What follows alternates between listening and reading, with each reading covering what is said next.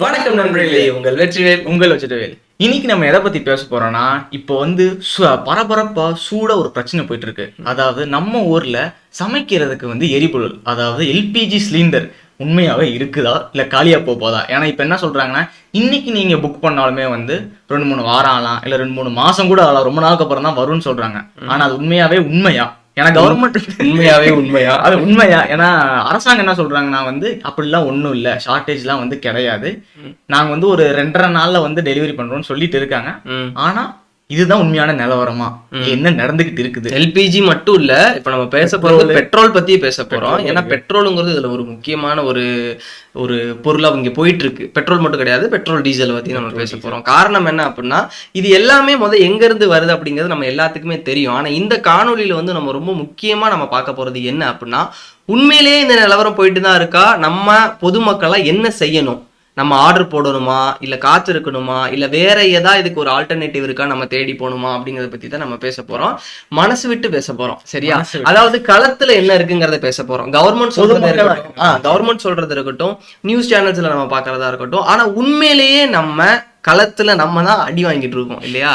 அப்ப நமக்கு எப்படி இங்க அடி இருக்குங்கிறத இங்க இருந்து பேச போறோம்.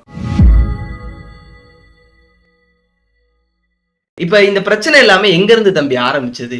யார் இந்த பிரச்சனைக்கு கட்ட பஞ்சாயத்துக்காரன் அமெரிக்கா ஆரம்பிச்சாலே இந்த பிரச்சனை எப்பயுமே அமெரிக்கா. சோ அமெரிக்காவும் ஈரானுக்கும் நடக்கக்கூடிய இந்த ஒரு போர் எல்லாத்துக்குமே தெரிஞ்சிருக்கும்.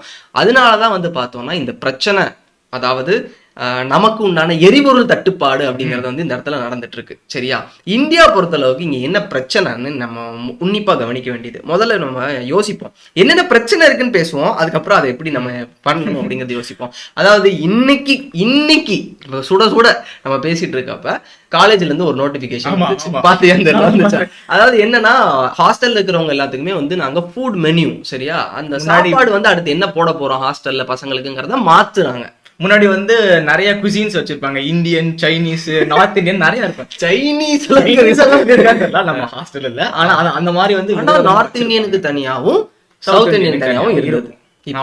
இப்ப எல்லாருக்கும் பொதுவா ஒரே இட்லி சாம்பார் அந்த அளவுக்கு இல்ல, சப்பாத்தி எல்லாம் நார்த் இந்தியன் குசின்னு போட்டிருந்தாங்க, ஆனா மினிமைஸ் பண்ணிட்டாங்க. எரிபொருள் பயன்பாடை குறைக்கிறது எந்த அளவுக்கு அப்படின்னா, ஒரு சோறு குழம்பு காய், புரியுதா? இதுக்கு முன்னாடி வகை வகையா போட்டுட்டு இருந்தாங்க. ஆனா இப்ப அந்த இதெல்லாமே குறையுது, சரியா? மேக்சிமம் எங்க மூவ் ஆறாங்க அப்படின்னா உப்மாக்கு போறாங்க. இப்பதான் ஃபேமிலி முழுக்க உப்மா தின்னு வளரீங்களாங்கிறது இப்பதான் போட்டாலும் நல்லா இருக்குமான்னு கேட்டா அது நமக்கு தெரியாது. அதுக்குள்ள நம்ம போறோம், சரியா? உப்மா நம்ம வீட்டுல பண்ணாலே சுமாரா, அதெல்லாம் நம்ம ஒண்ணும் பண்ண முடியாது. அது இருக்கட்டும். இருந்தாலும் இந்த ஒரு தட்டுப்பாடுனாலதான் இந்த பிரச்சனையே வருது. இப்ப இன்னொரு தகவலும் நான் கேள்விப்பட்டேன். என்னன்னா, சமீபத்துல ஒரு நியூஸ்ல பார்த்ததுதான். என்னன்னா, ஹோட்டல்ஸ்ல பில்லு போடுறப்ப சாப்பிட்டதுக்கு அப்புறமா கேஸுக்கு சார்ஜ் அப்படின்னு தனியா போடுறாங்க, சரியா? அப்ப இந்த கேஸ் சார்ஜ் அப்படின்னு போறது தவறான செயல். காரணம் என்ன அப்படின்னா, கவர்மெண்ட் ஆஃப் இந்தியாவோ இல்ல நம்ம ஸ்டேட் கவர்மெண்ட்டோ சரி, எந்த விதமான ஒரு நோட்டிபிகேஷனும் வெளியே விடல. என்னன்னா, இந்த மாதிரி நீங்க கேஸ் சார்ஜ் அப்படின்னு தனியா நீங்க சார்ஜ் போடலாம் அப்படிங்கறது அவங்க சொல்லவே இல்லை, சரியா? நான் கண்ணாடிகள், நீங்க கண்ணாடிகள், ஒரே மாதிரி இருக்கும். அப்ப கேஸ் சார்ஜ்ங்கிறது ஒரு பெரிய விஷயம் இந்த இடத்துல. ஏன்னா ஒரு சிக்கன் ரைஸ்க்கு 10 ரூபானாலும் அடுத்து பெருசா இல்லையா? ஒரு ஆள்கிட்ட நீங்க 10 ரூபா வாங்குறீங்க. இதுக்கு உண்டான இதை தள்ளப்பட்ட காரணம் கேஸ் தட்டுப்பாடு தான். அப்ப கவர்மெண்ட் தான் என்னதான் நமக்கு ஸ்டாக் இருக்கு அப்படின்னு சொன்னாலும், களத்துல நம்ம இந்த ஒரு பிரச்சனைய அனுபவிச்சுட்டு தான் இருக்கோம். ஆனா அன்பார்ந்த ஹோட்டல் ஓனர்ஸ் சங்கம் அவர்களே, அவங்க எல்லாத்துக்கும் சொல்ல வேண்டியது என்ன அப்படின்னா, அது இப்போ வரைக்கும் கவர்மெண்ட் ஆஃப் இந்தியா எந்த நோட்டிபிகேஷனும் விடல. அப்போ அப்படி ஒரு நோட்டிபிகேஷன் வராத ஒரு செயலை நம்ம செஞ்சோம் அப்படின்னா, இந்த வீடியோ ரெக்கார்ட் பண்ற நேரத்துல விடல, அதுக்கப்புறம் இந்த நேரத்துல அவங்க எடிட் பண்ணி விடுறதுக்கு அப்படின்னா, அப்ப என்ன ஆகுதுன்னா, கன்சியூமர் ஆக்ட் படி இது தவறான ஒரு செயல், ரொம்ப தவறான செயல். அப்போ கன்சியூமர் கோர்ட்ல கேஸ போட்டாங்கன்னா அப்புறம் இழுத்து விட்டுருவாங்க. நம்ம ஒண்ணு போனோம் இருக்கிறது போதும், சரியா? அப்ப கன்சியூமர் கோர்ட்டுக்கு உண்டான இது ஒரு பிரச்சனையா போய் நிக்கிறதுக்கு வாய்ப்பு இருக்கு. சோ அந்த இடத்துல கொஞ்சம் கவனமா இருக்க வேண்டியது நம்மளுடைய கடமை. நான் எல்லா பக்கமும் கோல் அடிப்பேங்க, சாப்பிட்ற பக்கமும் கோல் அடிப்பேன், சமைக்கிற பக்கமும் கோல் அடிப்பேன். இப்ப எல்பிஜி பொறுத்த அளவுக்கு நம்ம உண்மையிலேயே என்ன பண்ணணும், வாங்கி வைக்கணுமா அப்படின்னு பார்த்தோம்னா, கொஞ்சம் அதை யோசிப்போம், சரியா? என்னன்னா எல்பிஜி சிலிண்டர் இல்லாத வீடே இப்ப கிடையாது. ஏன்னா அதுலதான் நம்ம சமையல் எல்லாமே நடந்துட்டு இருக்கு. ஆனா இப்ப இங்க என்ன பிரச்சனை அப்படின்னா, ஒரு பயத்துல எல்லாரும் ஸ்டாக் வைக்கிற அளவுக்கு வாங்குறோம் பாருங்க, ஒரு பேனிக் ஆகி வாங்குறோம் வீட்டுல வைக்கிற அளவுக்கு. அதுதான் இந்த இடத்துல தப்பு. அப்ப கவர்மெண்டால நமக்கு சப்ளை பண்ண முடியாது. கவர்மெண்ட் சைட்லயும் நம்ம யோசிக்கணும். அவங்க வந்து நிறைய இடத்துல வந்து நிறைய படி எடுத்திருக்காங்க. என்னன்னு பார்த்தோம்னா, கமர்ஷியல் சிலிண்டர்ஸ் எல்லாமே வந்து இப்போ வந்து மொத்தமா அவங்க வெளியே விற்கிறதே கிடையாது. காரணம் என்ன அப்படின்னா, டொமஸ்டிக் யூசேஜுக்கு சிலிண்டர்ஸ் வேணும் அப்படிங்கிறது சமையல், அதுக்கப்புறம் தான் கடைக்கு. ஓகேவா? அதே போல எப்பயும் போல அந்த சிலிண்டருக்கு ஒரு லிமிட் வேற இருக்கு. அதாவது 25 நாளைக்கு ஒரு கதை நம்ம ஆர்டர் பண்ண முடியும் அப்படிங்கிறது. ஏன்னா நீங்க வந்து அவனுக்கு சிலிண்டர் சமைக்கிறதுக்கே இல்லை, நீங்க பண்டல் பண்டலாம் வாங்கி நீங்க பண்ண முடியாது அப்படிங்கிறது அந்த ஒரு ரெஸ்ட்ரிக்ஷன்ஸ் எல்லாம் அவங்க கொண்டு வந்துட்டு இருக்காங்க. இந்தியா பொறுத்த அளவுக்கு பார்த்தோம்னா இப்ப நமக்கு 25 விழுக்காடு வந்து சிலிண்டர் ப்ரொடக்ஷன், அதாவது எல்பிஜி கேஸ் ப்ரொடக்ஷனுமே இன்க்ரீஸ் பண்ணியிருக்காங்க. அதனால அது ஒரு சேஃப்கார்டு தான். இருந்தாலும் நம்ம கைக்கு சிலிண்டர் வரமாட்டிக்கேப்பா அப்படின்னு உங்களுக்கு தோணலாம். இப்ப நம்ம கொஞ்சம் முன்னாடி போய் யோசிப்போம், சரியா? அதாவது ரொம்ப வந்து நம்ம என்ன சொல்றதுன்னா, தற்சார்பு முறையிலிருந்து தள்ளி போற மாதிரியே ஒரு ஃபீலிங், சரியா? அப்படி இருக்கக்கூடாது. அதாவது நமக்கு உண்டானதை நம்மளே உண்டாக்குறதுக்கு ஏதோ முழுசாலனாலும் ஒரு பங்களிப்பு ரெனியூவபிள் எனர்ஜி. அதாவது எக்ஸாம்பிளுக்கு சொல்ல போனா, இப்ப நம்ம வீட்டுல எல்லாம் சிலிண்டர் பொறுத்த அளவுக்கு பார்த்தோம்னா 3 மாசத்துக்கு தான், சரியா? நம்பவே மாட்டாங்க யாரு சொன்னாலும். ஏன்னா நம்ம வீட்டுல கிட்டத்தட்ட 6 பேரு கூட சேர்ந்து 2 பப்பீஸும் இருக்காங்க, சரியா? 2 நாய்க்குட்டி, 8 பேருக்கு சமையல் நடக்கும் 3 நேரம், சரிங்களா? அப்ப இதுல எப்படி நமக்கு இந்த சிலிண்டர் தட்டுப்பாடு வரல அப்படிங்கறது நம்ம யோசிச்சோம்னா, சோலார் பேனல், அது போக இண்டக்ஷன் ஸ்டவ், சரிங்களா? அப்ப கரண்ட், அதாவது ஈபில இருந்து வரக்கூடிய கரண்ட் நம்ம வந்து அதிகமா பயன்படுத்தணும். ஓகே, கவர்மெண்ட் இப்ப அதுக்கு என்ன பண்ணிருக்காங்க, யூனிட்டுக்கு 2 ரூபாய் குறைச்சிட்டு வேலை செய்யறாங்க, புரியுங்களா? அப்போ வந்து நம்ம அந்த இதை நம்ம யோசிக்கணும். அரசாங்க இதுலயும் அவங்க ஒரு படி எடுத்துட்டு தான் இருக்காங்க. நம்மளும் அதுக்கு கொஞ்சம் உதவி பண்ற மாதிரி போகணும். சோலார் பேனல்னால இப்ப நம்ம வீட்டுல முழுசாவே ஒரு பவர் ஜெனரேஷன் இருக்கா அப்படின்னு கேட்டீங்கன்னா இல்லை, சரிங்களா? ஒரு நாளைக்கு 4ல இருந்து 5 யூனிட் வருதா, போதும், சரிங்களா? இப்ப எங்களுக்கு பவர் கட் ஆயிட்டாலும் வச்சுக்கோங்களேன், எல்லா லைட்டு ஃபேன்லாம் நாங்க அமர்த்தி போட்டு நாங்க எல்லாரும் ஹாலில் ஒரே ஒரு லைட்டும் ஒரே ஒரு ஃபேனை மட்டும் போட்டோம்னு வச்சுக்கோங்களேன், எங்களுக்கு ஃபுல்லாவே பவர் இருக்கும், எங்களுக்கு பிரச்சனையே இல்லை. இண்டக்ஷன்ல சமையலும் செஞ்சுக்கலாம் அந்த அளவுக்கு. அது இல்லையா சார், இண்டக்ஷன்ல வரும்போது, ஏன்னா பகல்ல எல்லாம் நம்ம வீட்டுல ஏசியே வந்து சோலார்ல தான் ஓடும், சரிங்களா? அப்ப அந்த மாதிரி ஏதோ ஒரு சோலார் பேனல் முடிஞ்ச அளவுக்கு நம்ம போறது ஃபியூச்சர்ல நல்லது. ஏன்னா இந்நேரம் தோணும் தேவையானு இப்ப தெரியுதா, இந்த நேரத்துல இந்த மாதிரி பிரச்சனை நடக்கும் போது அதோட மகிமை உண்மையிலே சொல்றேன். இந்த இடத்துல சிலிண்டர் தட்டுப்பாடுங்கிறது எங்களுக்கு ஒரு உணர்ச்சி இல்ல, ஃபீலிங் நிறைய இது இல்ல. ஆனா நம்ம நண்பர்கள் சொல்றப்போ வந்து அதோட அந்த கஷ்டம், அந்த தாக்கம் எல்லாமே தெரிய வருது அப்பதான், சரியா? இந்தியா பொறுத்த அளவுக்கு இப்ப மறுபடியுமே வந்து நம்ம பெட்ரோலுக்கே போவோமே, பெட்ரோல் பங்க்ல இப்ப நிறைய நம்ம வீடியோஸ் எல்லாம் பாத்துட்டு இருக்கோம். என்ன பண்றாங்க, 25 லிட்டர் கேனா வாங்கிட்டு போறாங்க. டேஞ்சருங்க. அதெல்லாம் ஸ்டாக் வைக்கிற பொருள் கிடையாது. முதல்ல அப்படி பண்ணவே கூடாது.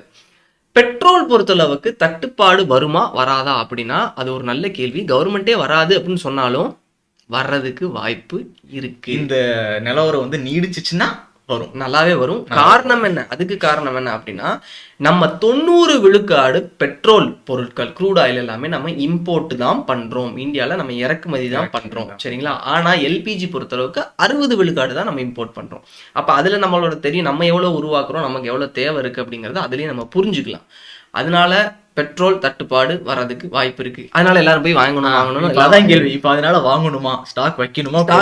அப்படி கிடையாது. இப்ப கவர்மெண்ட் ஆஃப் இந்தியா பொறுத்த அளவுக்கு நம்மகிட்ட வந்து ஒரு பாதுகாப்புக்காகவே வந்து கிட்டத்தட்ட ஒரு 20 வருஷத்துக்கு முன்னாடி ஒரு அழகான ஒண்ணு கொண்டு வந்தாங்க, சரியா? 20 வருஷம் தான் நினைக்கிறேன். என்ன பண்ணாங்க அப்படின்னா, இந்த மாதிரி பெட்ரோல் வந்து ரொம்ப ஃபிளக்சுவேட் ஆகுது, ரேட்டு மாறிட்டே இருக்கு. அது போக அந்த சப்ளையுமே வந்து இந்த மாதிரி பிரச்சனைகள் ஆனா இந்தியா முழுக்க சப்ளை ஆகுமான்னு தெரியல அப்படின்னு ப்ராப்ளம் யோசிக்கிறப்ப என்ன பண்ணாங்க அப்படின்னா, ஒரு அழகான பிளான். என்னன்னா, சேமிச்சு வைப்போம் பெட்ரோலை அப்படிங்கிறது ஒரு ஐடியா. அதாவது அண்டர் கிரவுண்ட் ரிசர்வ்ஸ், சரியா? நிலத்துக்கு அடியில நம்ம பெட்ரோலை தேக்கி வைக்கிற அளவுக்கு கிட்டத்தட்ட இந்தியாவை, ஆமா, குழி மம்பட்டியில வெட்டி.